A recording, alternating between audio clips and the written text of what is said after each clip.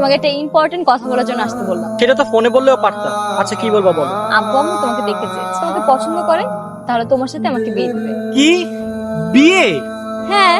তুমি এত দূর চলে গেছো, তোমাকে কে বিয়ে করবে? তুমি? এটা ভাবলে কি করে? আমি তো তোমাকে ভালোই বাসি। মানে? আমার কি বিয়ে করার মেয়ের অভাব পড়ছে নাকি? তোমার মতো হাজার হাজার মেয়ে আমার সাথে প্রেম করার স্বপ্ন দেখে, এখানে বিয়ে তো দূরের কথা। তোমার তো লেভেলই নেই আমার সাথে প্রেম করার। আমি তো কোনদিন তোমাকে ভালোই বাসি। ভালোবাসনি? তুমি এসব কি বলছো?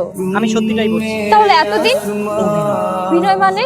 তাহলে এই, কি হয়েছে তো? বন্ধু একটা প্রতিশোধ নিতে হবে। আর ওরা একটা মেয়ে আমার অপমান করছে।